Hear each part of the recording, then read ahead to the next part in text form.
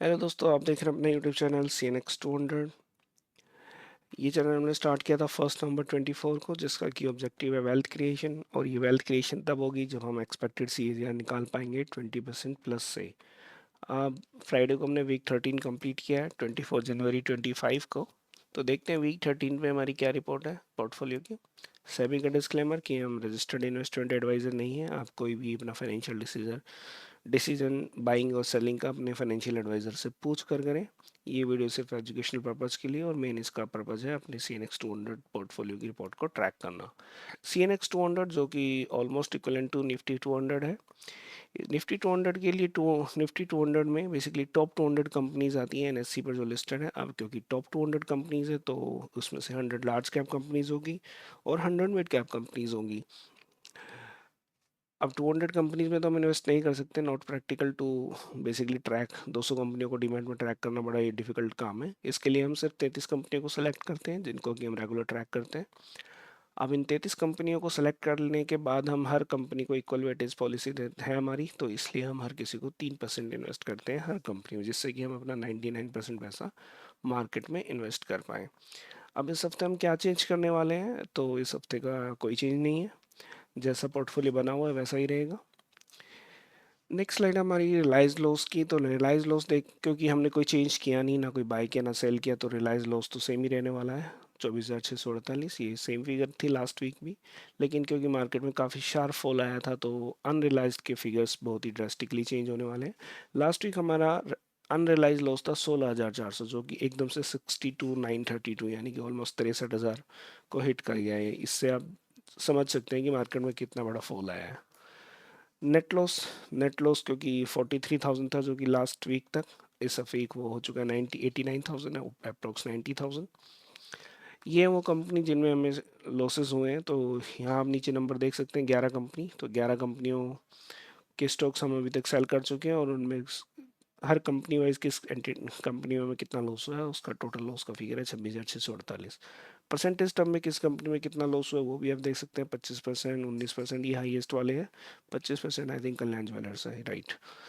तो ये हो गया रिलाइज लॉस हमारा। अब चलते हैं कि दिखता कैसा है सी एन एक्स 200।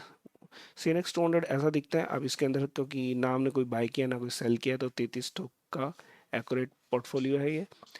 इसमें आप देख सकते हैं कि हमने स्टार्ट किया था 10 लाख से अपना पोर्टफोलियो। अभी हमारे पोर्टफोलियो की वैल्यू 9,09,000, 1173 इसमें कैश है, तो 9,10,000 एक्चुअल पोर्टफोलियो वैल्यू है, जिसमें कि 26,000 का रियलाइज लॉस है और अनरियलाइज लॉस है 62,900 का। तो अप्रोक्सीमेटली हमने 89,500 का लॉस कर लिया है, जो कि 9% है हमारे इन्वेस्टमेंट का। यानी कि 10 लाख से हमने स्टार्ट किया था, 90,000 ऑलमोस्ट डूब चुके हैं, तो 9% परसेंटेज टर्म में 9% का लॉस हो चुका है। और आप इस लॉस के फिगर को आप यहाँ भी देख सकते हैं कि सारे ही रेड हैं, सिर्फ 3 ही स्टॉक हैं जो पॉजिटिव हैं, अदरवाइज तो सब में ही लॉस चल रहा है। तो मार्केट की हालत कितनी टाइट है आप इसी से समझ सकते हैं। अब अगर इसको हम कंपेयर करें कंट्री बेंचमार्क जो कि हमारा निफ्टी 50 है, निफ्टी 50 1 नवंबर का था 24,300, जो कि अब 23,000 जा चुका है। तो परसेंटेज टर्म में बात करें तो 5% निफ्टी टूट चुका है। निफ्टी 50 जो होता है वो अल्ट्रा लार्ज कैप कंपनीज होती हैं, यानी कि टॉप 50, और हम डील करते हैं टॉप 200 में। तो हम जो फॉल हुआ है हमारे पोर्टफोलियो में वो 9% हुआ है, यानी कि हमने निफ्टी को अंडर परफॉर्म किया, यानी कि उससे बेकार परफॉर्म किया है 4%। सेम चीज़ को अगर हम कंपेयर करें similar to C N X 200 जो कि निफ्टी 200 का बेंचमार्क है, इससे अगर कंपेयर करें तो ये 16,690 से टूट कर आ चुके हैं 12,868, जो कि है 6% का फॉल। तो इसमें भी फॉल तो थोड़ा सा ज़्यादा है, 5 से 6% हो गया, लेकिन क्योंकि हमने हाई बीटा में ट्रेड किया तो हाई बीटा का कुछ तो असर आना ही था हमारे पोर्टफोलियो में। तो 9% का फॉल हमारे पोर्टफोलियो में आया, जबकि सी एन एक्स निफ्टी 200 में आया 6%। तो यानी कि हमने अंडर परफॉर्म किया है यहाँ पर 3% से। तो इसमें कोई डरने वाली बात नहीं है, क्योंकि 3% कोई बड़ी अमाउंट नहीं होती। इस टर्म बड़ी अमाउंट इसलिए नहीं होती क्योंकि हम हाई बीटा में ट्रेड कर रहे हैं। तो जब हाई बीटा में ट्रेड करते हैं तो इंडेक्स को तो डेफिनेटली आप आउट परफॉर्म या अंडर परफॉर्म करते हैं। जब अपर साइड पे मार्केट जानी स्टार्ट करेगी तो आप उसे आउट परफॉर्म भी करेंगे। अब आते हैं हम सी एन एक्स 500 पर, जो कि ऑलमोस्ट इक्वलेंट टू निफ्टी 500 है। सी एन एक्स 500 में टॉप 500 कंपनीज होती हैं जो कि एन एस सी पर लिस्टेड है। इन टॉप 500 कंपनीज में 100 लार्ज कैप होती है, 150 मिड कैप होती है और 250 स्मॉल कैप होती है, और ये बाइफरकेशन सेबी ने ही दे रखा है, तो इस पर ज़्यादा दिमाग लगाने की ज़रूरत नहीं है। सिमिलरली जैसे 200 कंपनियों को हम ट्रैक नहीं करते, हम 500 कंपनियों को तो बिल्कुल भी ट्रैक नहीं कर सकते, तो इसलिए बेटर है कि हम 500 कंपनीज में से सिर्फ 50 कंपनियों को सेलेक्ट करें और इन 50 में ही अपना पोर्टफोलियो बिल्ड करें। अब क्योंकि 50 कंपनियां हैं तो हर कंपनी को 2% की वेटेज दी जाएगी, ताकि हम अपना 100 पैसा इन्वेस्ट कर सकें। ये इन्वेस्टमेंट करने के बाद इस हफ्ते हम क्या चेंज करने वाले हैं? इस हफ्ते आई थिंक इसमें काफ़ी चेंजेस हैं। हम चेंज करेंगे 4 सेल, यानी कि 4 स्टॉक को हम सेल कर देंगे, और हमारा इक्वल वेट पॉलिसी में हम 50 स्टॉक ऑलवेज मेंटेन करते हैं, तो 4 स्टॉक सेल करने के बाद उनको रिप्लेस किया जाएगा 4 न्यू बाय करके। और कौन से हैं वो स्टॉक? वो ये आप देख सकते हैं, आदित्य बिरला, हिमाद्री स्पेशल, टेक्नोलैक, केईसी, इन सब को हम बेचने वाले हैं। और इन सब में हमें कितना कितना लॉस हुआ है? 6,000, 2,000, 6,000, 6,000, तो परसेंटेज टर्म में 32, 10, 31, 32, काफ़ी हैवी अमाउंट में लॉस हो रहा है। और जिनको हम बाय करने वाले हैं वो लिस्ट यहाँ पर है। किस कंपनी को किस रेट पे खरीद रहे हैं? बेसिकली हम क्लोजिंग रेट पर ही खरीदते हैं, तो जो भी इनका क्लोजिंग रेट था उसी का हमने बाइंग प्राइस डाल दिया, और ये हम 24 जनवरी को ये चेंजेस कर रहे हैं, यानी कि क्लोजिंग रेट पर। अब इसके बाद CNX 500 कैसा दिखता है? CNX 500 आपको कुछ ऐसा दिखेगा। सॉरी, ये है CNX 500 की लॉस रिपोर्ट। लास्ट वीक तक हमारा लॉस था 39,500, जो कि अब इंक्रीज हो चुका है। जो भी हमने 4 स्टॉक बेचे हैं ये उनका लॉस है 60,000, तो यानी कि 40,000 से हम 60,000 आ चुके हैं। अनरिलाइज लॉस में आपको और भी ज़्यादा देखने को मिलेगा लॉस। 41,000 था लास्ट वीक तक, अब ये 82 ऑलमोस्ट डबल हो गया है। और नेट लॉस में अगर आप देखें तो आप 81,000 से 1,42,000 में, यानी कि काफ़ी शार्प इंक्रीज है, जिससे कि हम देख सकते हैं कि मार्केट में कितनी आ, जो फॉल आया है वो कितना सीवियर था। हालांकि हमें निफ्टी में दिख नहीं रहा है वो, लेकिन अगर आप मिड कैप में या स्मॉल कैप में देखेंगे तो आप देखेंगे कि बहुत ही सीवियर फॉल आया है। काफ़ी काफ़ी स्टॉक 10-10, 20-20% गिर चुके हैं एक ही हफ्ते में। अब रियलाइज लॉस हमने किस किस स्टॉक में कितना किया है वो लिस्ट हमने इस बार नेक्स्ट पे डाल दी है, क्योंकि लिस्ट लंबी हो चुकी है। अभी तक हम 25 स्टॉक को सेल कर चुके हैं CNX 500 से, और स्टॉक वाइज किस स्टॉक में कितना लॉस है वो भी आप यहाँ देख सकते हैं। एक या दो स्टॉक ही हैं जिनमें प्रॉफिट था, अदरवाइज सारे नेगेटिव वाले ही हैं। क्योंकि हम हाई बीटा ट्रेडर है, हमारी पॉलिसी यही कहती है कि cut the loser and let the winner run.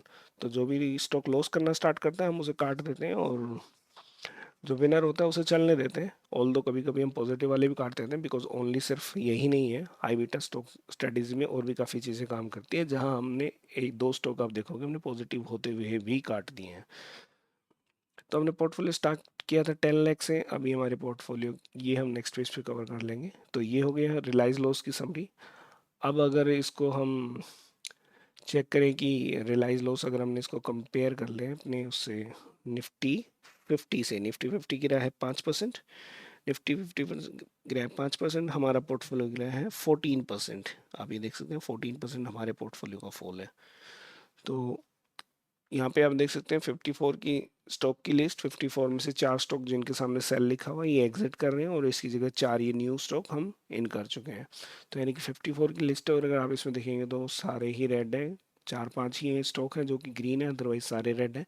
तो यानी कि कंप्लीट पोर्टफोलियो डाउन ट्रेंड में मार्केट है, इसकी वजह से पोर्टफोलियो रेड हो रखा है। हमने स्टार्ट किया था 10 लाख से, अभी हमारी वैल्यू पोर्टफोलियो की वैल्यू है 8,56,000, 57,000 इंक्लूडिंग कैश। तो अनरियलाइज लॉस हो चुका है 82,000, और रियलाइज लॉस है 60,000। टोटल लॉस हो चुका है 1,42,000। 1,42,000 को अगर हम परसेंटेज टर्म में देखें तो हम अपने पोर्टफोलियो की वैल्यू का 14% डाउन है। कंट्री बेंचमार्क से कंपेयर करें तो कंट्री बेंचमार्क 5% डाउन है, लेकिन हम 14% डाउन है, तो हमने अंडर परफॉर्म किया 9.3% से। सिमिलर वे अगर हम इसको निफ्टी 500 से कंपेयर करें तो निफ्टी 500 में फॉल आया 6.6%, जबकि हमारे पोर्टफोलियो का फॉल है 14%। अगेन हमने यहाँ पे अंडर परफॉर्म किया है 7.7% से। तो यानी कि हाई बीटा ट्रेड करने का रिस्क यही होता है कि हम मार्केट के कंपैरिजन में डाउन साइड भी ज़्यादा जाते हैं और अप साइड भी ज़्यादा जाते हैं। तो लेकिन क्योंकि हम लोग इक्विटी में ट्रेड करते हैं, यहाँ पे कोई भी फ्यूचर एंड ऑप्शन का कोई ट्रेड नहीं है, क्योंकि सारे ट्रेड स्टॉक्स आपने अपने पैसे देके खरीदे हुए हैं, तो इसमें कोई दिक्कत नहीं है। जो अनरियलाइज लॉस हम उसको कैरी कर सकते हैं, और हमें कोई किसी को इंटरेस्ट या लोन की EMI नहीं भरनी है, तो इसलिए इस लॉस को कैरी किया जा सकता है, ऑल दो 14% एक बड़ी अमाउंट होती है, बट फिर भी क्योंकि अपना पैसा है तो कंटिन्यू किया जा सकता है, कोई रिस्क वाली बात नहीं है, डिफ़ॉल्ट वाली चीज़ नहीं है। और आप इसको लॉन्ग रन में देखेंगे कि जब मार्केट रिकवर करना स्टार्ट करेगी तो ये काफ़ी तेज़ी से ये फिगर पॉजिटिव भी होना स्टार्ट होंगे। अब टॉप 10 गेनर और लूजर की लिस्ट हम डिस्कस कर लेते हैं। तो CNX 200 के अगर टॉप टेनर हम देखें तो टॉप टेनर में सिर्फ तीन ही है जो कि रियल गेनर है, बाकी तो सब ऐसे ही हैं। और लास्ट दो तो एक्चुअली में लूजर हैं, बट क्योंकि वो लेस लूजर है इसलिए वो टॉप 10 लूजर गेनर की लिस्ट में आ गए हैं।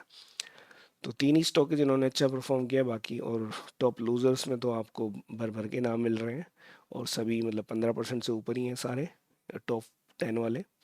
सिमिलर स्टोरी CNX 500 में भी है कि जो गेनर है वो थोड़े से ज़्यादा ज़रूर है, 3 के 6 हो गए हैं, लेकिन ज़्यादा अच्छी स्टोरी वहाँ भी नहीं है, बट एटलीस्ट बेटर है 200 से।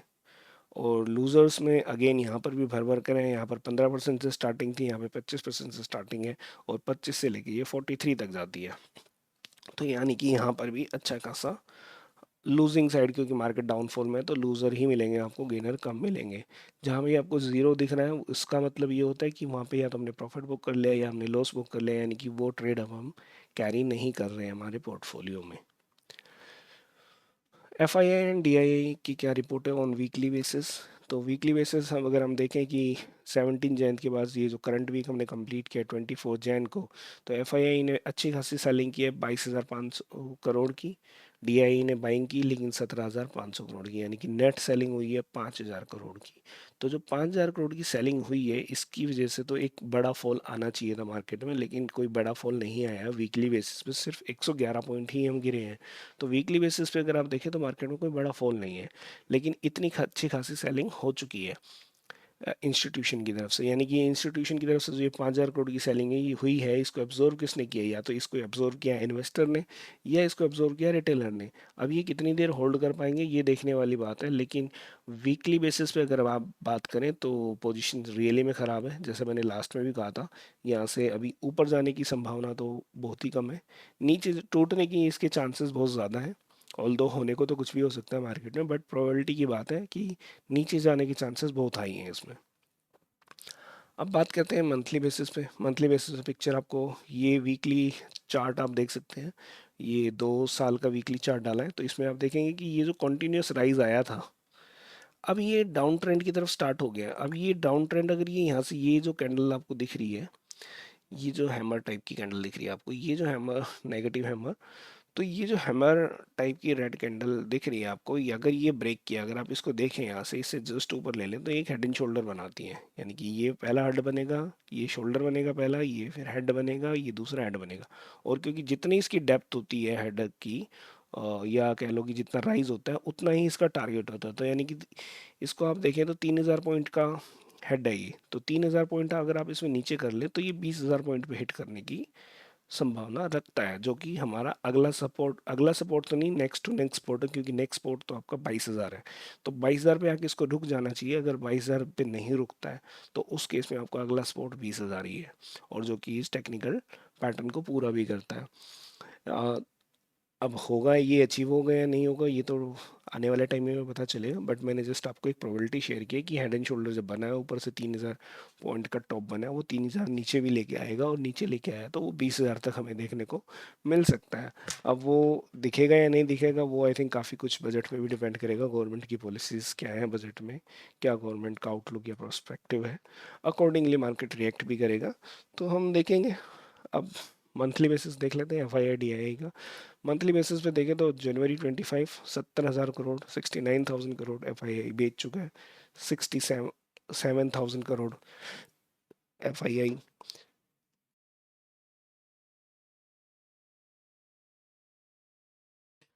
सॉरी 67,000 करोड़ की बाइंग DII कर चुका है। ऑलमोस्ट इक्वली है, सिर्फ 2,000 करोड़ की बाइंग है जो रिटेलर्स ने एब्जॉर्व की है। तो इस सेलिंग का इम्पैक्ट ये आया कि 550 पॉइंट निफ्टी डाउन आ गया। यानी कि कोई ज़्यादा बड़ी सेलिंग तो नहीं है इंस्टीट्यूशन की तरफ से, सिर्फ 2,000 करोड़ की है, लेकिन 2,000 करोड़ का इम्पैक्ट इतना बड़ा है कि 500 पॉइंट का डाउनफॉल है निफ्टी में। और अगर आप मंथ ऑन मंथ बेसिस की चार्ट देखो, आप ये 2024 से स्टार्टेड है, तो 2024 से अगर आप अभी देखो मंथली चार्टेड, चार्ट सारे ही ग्रीन थे, ये रेड ज़रूर था बट आप इसको रेड मनी मानेंगे क्योंकि ऑलमोस्ट सेम ही लेवल पे क्लोज हुआ था जो उस पे पिछला क्लोज हुआ था। थोड़ा बहुत 19-20 का फ़र्क है, अदरवाइज 74 पॉइंट का फ़र्क है एग्जैक्ट टर्म्स में अगर हम बात करें तो। एक कंटिन्यूस पुल राइज था, उसके बाद अब continuous 4 back to back month आ चुके हैं जो कि नेगेटिव है। तो इशारा तो यही है कि मार्केट अभी हालत ख़राब है। ऑल्दो ये रिवर्स हो सकता है, रिवर्स बन भी सकता है, लेकिन जब बनेगा तो पहले एक ग्रीन कैंडल तो बनाएगा ही, तभी ग्रीन ऊपर जाने के रिवर्सल बनेंगे। तो अभी हम ग्रीन कैंडल का वेट कर रहे हैं कि क्या वो ग्रीन कैंडल आएगा। अभी तक तो आया नहीं है, लेट्स सी। बट कंडीशन ख़राब है, मैं यही बताना चाह रहा था। अभी मंथली पोजीशन पे भी कोई पॉजिटिव साइन नहीं है। एनुअल बेसिस पे अगर हम देखें तो एनुअल बेसिस पे 69,000 करोड़ की सेलिंग, बट क्योंकि ये मंथली वाला डेटा ही है, पहला मंथ है जनवरी, तो इस पे इतना ज़्यादा डिफरेंस है नहीं। और अगर हम पिछले 5 साल देखें तो पिछले 5 साल में कोई ख़राबी नहीं है, एज़ यूजुअल जो मैं बोलता हूँ। एनुअल रेट्स, एनुअल चार्ट्स पे कोई ख़राबी ज़्यादा नज़र नहीं आती। हाँ, थोड़ा सा डाउन ज़रूर हुआ है कि रेड होनी स्टार्ट हो गई है कैंडल, बट क्योंकि ये सिर्फ 15-20 दिन की कैंडल के बेस पे आप ईयर नहीं डिसाइड कर सकते, तो इसलिए इसके ज़्यादा डिटेल में जाने की ज़रूरत नहीं है। इससे ज़्यादा आई थिंक जो मुझे एक ख़तरनाक डेटा लगा वो ये है। आप इसमें ये देख सकते हैं कि 2024 में FII ने 3 लाख करोड़ की सेलिंग कर दी है और DII ने बाइंग कर ली है 5 लाख करोड़ की। यानी कि DII ने एक्स्ट्रा बाइंग की 2 लाख करोड़। 2 लाख करोड़ की एक्स्ट्रा बाइंग करने के बाद भी निफ्टी सिर्फ 1900 पॉइंट ही ऊपर जा पाया। ये ऊपर गया था लेकिन वापस आ गया, तो यानी कि ऊपर होल्ड नहीं कर पाया निफ्टी। यानी कि इतनी हैवी बाइंग के बाद भी। और ये हैवी बाइंग DII कैसे कर पाता है? क्योंकि हम सभी लोग अपने पैसे को किसी ना किसी म्यूचुअल फंड में लगाते हैं जो कि DII कैटेगरी में फॉल करते हैं, और उसी म्यूचुअल फंड से पैसा रूट होके जाता है DII के पास, और उसके बाद वो मार्केट में बाइंग करते हैं। अब क्योंकि हम ये मानते हैं जब म्यूचुअल फंड में पैसा लगाता है वो एक छोटा आदमी लगाता है, और जब छोटा आदमी लगाता है तो उसको लॉस होने लगता है ना स्टॉक में, तो वो कहता है कि बस इससे ज़्यादा लॉस मैं नहीं सह सकता, और वो बाहर निकलता है। जब वो बाहर निकलता है तो वो अपने पैसे निकालता है म्यूचुअल फंड से। और म्यूचुअल फंड से अगर वो पैसे निकालेगा, म्यूचुअल फंड पैसे उसको कहाँ से देगा? मार्केट से सेलिंग करके ही देगा ना। तो अभी अगर छोटे लोगों ने पैसा निकालना स्टार्ट किया तो ये जो DII की तरफ से जो बाइंग आ रही है ना, ये बाइंग नहीं आ पाएगी, और ये बाइंग उल्टा सेलिंग में कन्वर्ट होना स्टार्ट हो जाएगी। अगर वो पोजीशन आई, हाल ऑल तो अभी आई नहीं है, अभी भी SIP के जो नंबर है वो डिक्रीज ज़रूर हुए लेकिन नेगेटिव नहीं होने स्टार्ट हुए हैं। तो अभी तो वो ट्रेंड नहीं है, बट एक रिस्क है कि अगर वो ट्रेंड आया तो क्या होगा। तो वही मेरा एक रीज़न टू वरी है कि सितंबर 24 की ये एक मनी कंट्रोल की रिपोर्ट है जिसके अंदर ये दिखाया गया है कि जो 5 लाख करोड़ की ऑलमोस्ट कैश लेके बैठा है आपका FII या DII।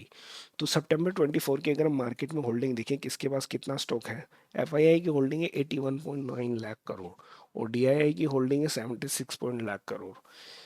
ऑलमोस्ट इक्वलेंट ही है, 6-7% का फर्क है दोनों में। DII थोड़ा सा पीछे है बट ऑलमोस्ट मैच कर रहा है, यानी कि FII जो भी बेचेगा DII खरीदने की ताकत रखता है। मतलब उसके बराबर होल्डिंग है, लेकिन खरीदने की ताकत तो तब रखेगा जब उसके पास कैश होगा। और कैश कितना है?